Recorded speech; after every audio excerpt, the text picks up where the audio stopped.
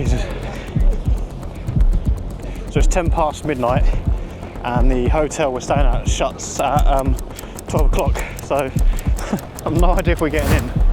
So it's a bit of a, well, it's a speed walk. I won't call it a run, but yeah, we need to hurry up. It's just over there, so it's not that far, but I don't know if they're going to let us in. I'll let you know.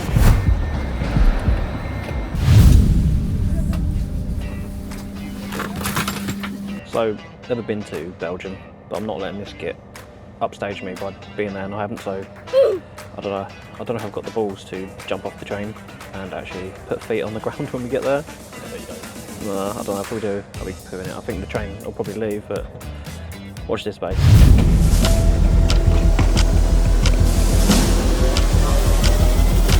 I did it. I've been to Amsterdam, Brussels. So, yep, I did it. The train didn't pull away, so happy days. Oh, Jesus. Slight change of plan. We're actually going to find a new hotel. Steve, my brother here, he found something rather undesirable under his pillow. Don't know if I can say what it is on YouTube without me getting into trouble, but let's just say it's the wrapper of something you'd use in Amsterdam. Most people would anyway. So yeah, we found another hotel, which looks really nice. Shame, because this one was quite cozy, but I don't know. When you look at the bed, there's stains on my bed, there's wrappers on my brother's bed. Yeah, it's just not really a good vibe. We weren't feeling it, so we wanted to find somewhere else, but at least let's have a little tour before we go. So here's the front door. So as you come in, you're greeted by, to be fair, a nice mural. TV up the top there. That's Steve's bed, and I'll say it, the condom wrapper was found under that pillow, and there was also another one under the sheet, so there's 2 condom wrappers that he found. Then we come around, and then this was my bed next to the window. I mean, I didn't have such issues. If I recall, there was a couple of minor stains under the actual bed sheet. I don't know if the camera can pick them up, but there's some sort of weird dark stain there. I mean, I haven't got my UV light with me, which probably would come in handy, but that's the state of affairs in the hotel today. And then the last thing would be the bathroom, which is right next to Steve's bed and the dirty wrapper. Nice tiny shower, mirror, toilet. Nothing too fancy, but this is what it is. And yeah, I'll do a new tour of the new room. Hopefully we won't find any joy rattles. The Amsterdam Arena, otherwise known as the Johan Cruyff Arena. Wow, look at this stadium, it's beautiful. Football heritage right here. Even has a pretty cool roof. Actually, I think that roof is contained. I think there's some sort of layer over that top roof. Yeah, an opening roof. Look at this, look at this. Man, back in my heyday I've been playing here. Yeah, right. No, I just play down the wreck badly. I don't think the camera does the stadium justice on how big it really is. Pan view here, but it is a lot bigger than it probably looks on camera. I mean, if you're used to big stadiums like Wembley, the Emirates Stadium, I guess, then yeah, it's something of a similar scale. You know, in Holland, this is certainly, well, I'm sure this is the biggest stadium. Wow, look at these legends in the Amsterdam Arena. Dennis Bergkamp, Rooney, you got Aguero, Fernando Torres. The list just goes on. It's crazy. Tons of legends. Messi, of course. Manuel Neuer. Big Ron. Frankie de Jong.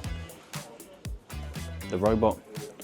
And Mbappe. Wow, that's some talent. Look at the heritage here. Amazing. Yeah, thanks, Johan.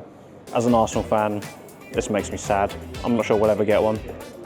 Maybe one day. Should have had one that night in Paris against Barcelona, but oh well. This is the media room. This is where all the players have their interviews. You've got loads of them. You've got one in the corner. You've got a wall of 3 here. I mean, in English terms, BBC, Sky, BT. And I sit here today as the new Ajax manager. It's going to be a good time, good times. Well, this is where the players get dressed. Fits Jim, that could be me. Does it fit me? Probably not. Some classy looking shirts here. The boots worn by Johan Cruyff in 1973. According to this board here, I didn't know that, apparently Ajax used to play in black with a red sash, but it was only for a short while, then they went to their traditional red and white. And that was the Amsterdam Arena, or Johan Cruyff Arena, Yes, Johan Cruyff, as it quite clearly states. It's a wonderful stadium. If you ever come to Amsterdam, you should definitely check it out if you're into football. Is it as good as the Emirates? Probably not, but they do have 4 Champions League trophies and Arsenal have none, so pros and cons. But yes, if I come here again, I'd definitely visit this stadium. It's pretty impressive. And this is Haarlem Square. After the chaos yesterday in Amsterdam, we thought we'd go to somewhere a little bit more chilled.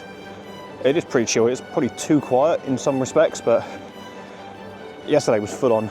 And what's crazy, we actually, in one of the pubs, we met some guy who came from the same town, lived in the same region that we lived in, and went to the same primary and secondary school.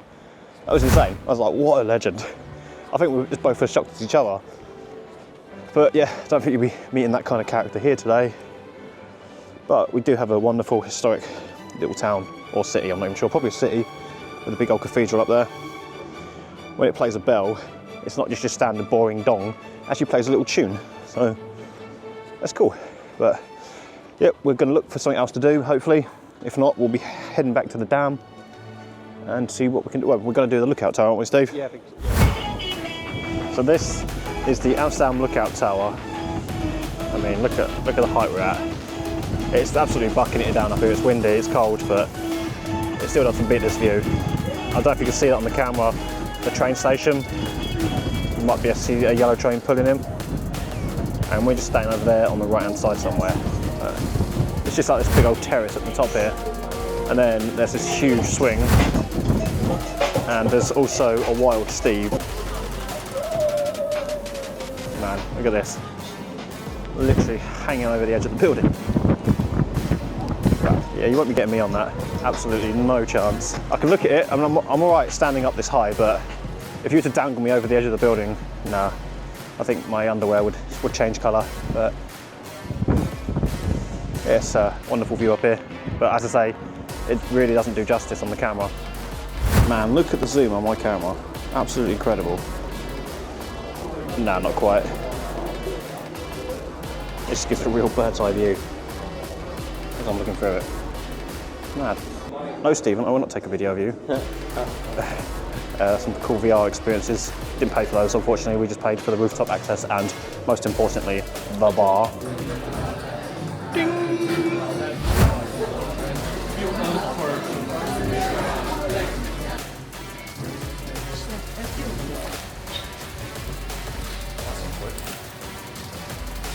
I don't think we're on the ground level. No, we're not. So just across the, what's it called, the canal? I don't know, the river. It takes 1 minute 20 seconds to fully cross. I've added a video here. It's a time lapse, it's sped up, but that's pretty impressive. I mean, going out there to the tower, it felt like we was on it for about 3 minutes, but oh my God, look at this car. Hang on, look at this car. Oh my God, it's tiny. I don't know if you can see it, but that is absolutely tiny. Anyway, we're going to try and cross here and not get run over by, I think you've got more chance of being run over by a bike. There's not as many cars here, is there? I mean, look all the bikes. It's absolute madness. It's chaos. So yeah, you may witness of me by being run over by a bike. It's like the videos I see of India with the tuk-tuks. Yep. Oh, there you go. Yep, exactly. Nearly got run over. And again, and more. This is mad. It's another. Right, and we go. No, we're not quite safe. We're in the road. Jesus Christ. We're literally in the middle of the road right now. Let's get across to safety. And there we are. We're safe. We're at the station. And this is the new hotel room. Much nicer. For a start, we don't have any dirty wrappers. So as we come in through the door, this is the view we're greeted with.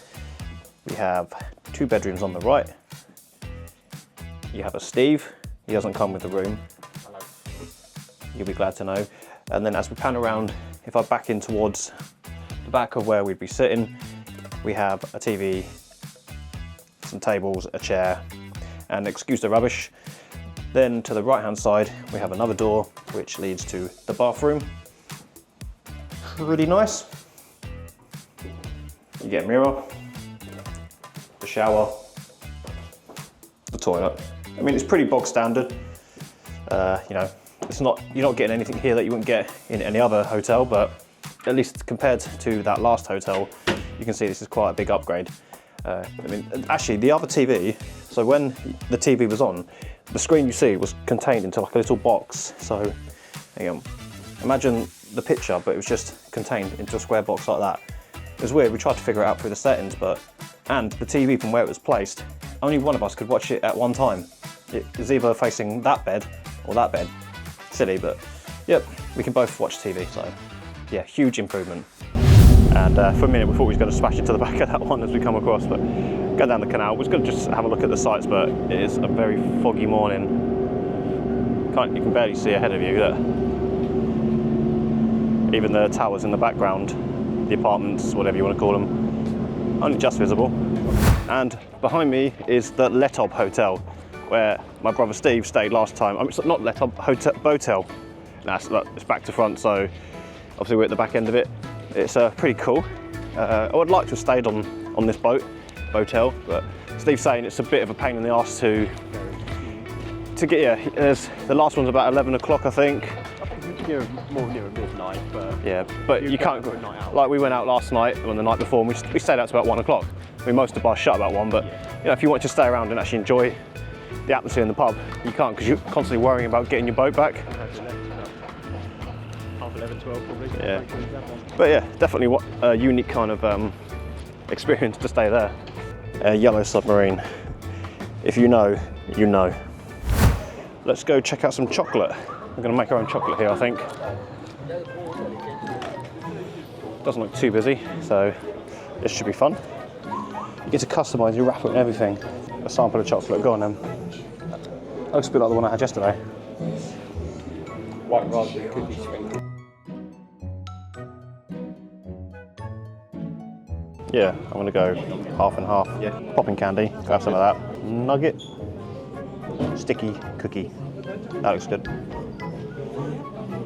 And then design your wrapper. Being an Arsenal fan, you've got to have red, you've got to have white. I think blue. Cool, yeah, I'm happy with that. And I think you get to customise your name on there.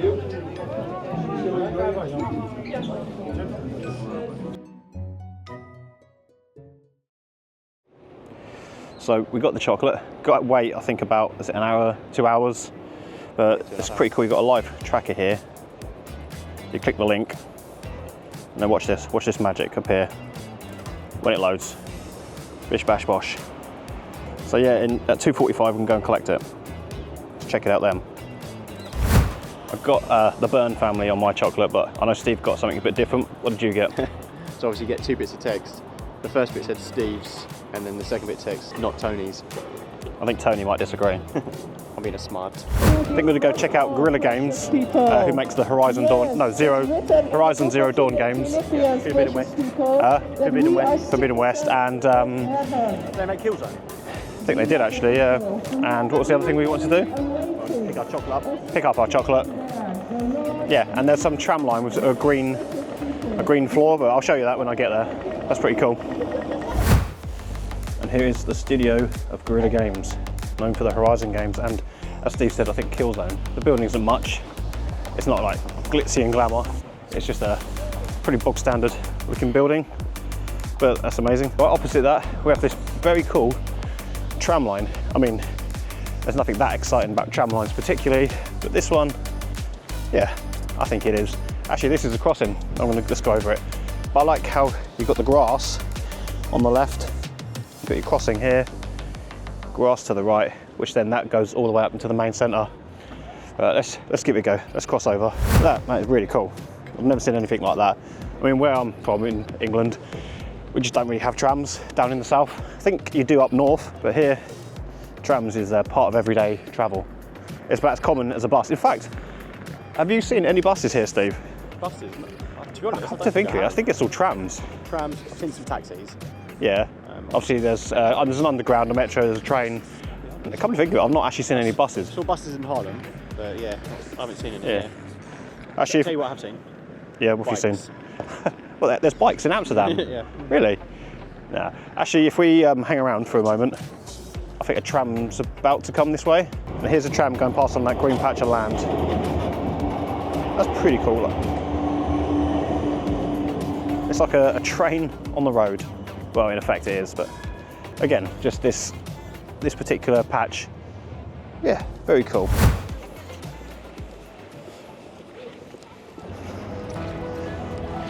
And yeah, that green door over there, that is where Anne Frank used to live. I think she, I may not have my facts right, but I think she came here in 1933, or she escaped Germany in 1933. Spent a little bit of time here, but she finally got caught. Apparently she got ratted out, but no one knows by who or why. And then yeah, I think the Nazis found her, and then yeah, took her away. But I don't know the full story. I don't know what happened after that. But yeah, it's well known that this is where she lived when she escaped Germany that time. So much noise around me. There's bells, there's trams, but there's also a canal. You can do these trips, explore the canal. Here's one going by now. That's pretty cool. And then literally, I don't know if you can see it on the camera, but 30 seconds behind is another one. There's loads of tours here. I think there's all sorts of companies that do tours here, aren't there, Steve? Yeah, there's loads. I think we would have done a canal tour, but there's just so much to do, so little time. Maybe next time. We decided, screw it, let's use a tram. Don't know how you pay, or we've got tickets, but the doors are like over here. Oh yeah, it's a little tap-in machine. Bop. Just had an email that my chocolate's ready. Gonna go collect it. Yummy. We've just been there. I finally got it. We've got our own custom chocolate. I've got the Byrne family on it. You probably can't see it that well, but well, you can't see it at all from here. But yeah, custom chocolate from Tony's. Nice. So the journey comes to an end. We're going home now. We're just leaving Amsterdam to get the Eurostar back to England. Steve, what do you make of it? Enjoyed every moment of it. It's really cool. You come here again? Well, yeah, I've been twice. Well, yeah, you come here for a third time. Yeah, I've come for a third time. As you can see, lovely canals. Yeah, my first time in Amsterdam. Really good. I'd definitely come back here again. Apart from the weather. Yeah, weather. Maybe come back in the summer when it's a bit warmer. But that's, yeah, this is Amsterdam. So bye from Amsterdam, bye from me. Until next time, see you later.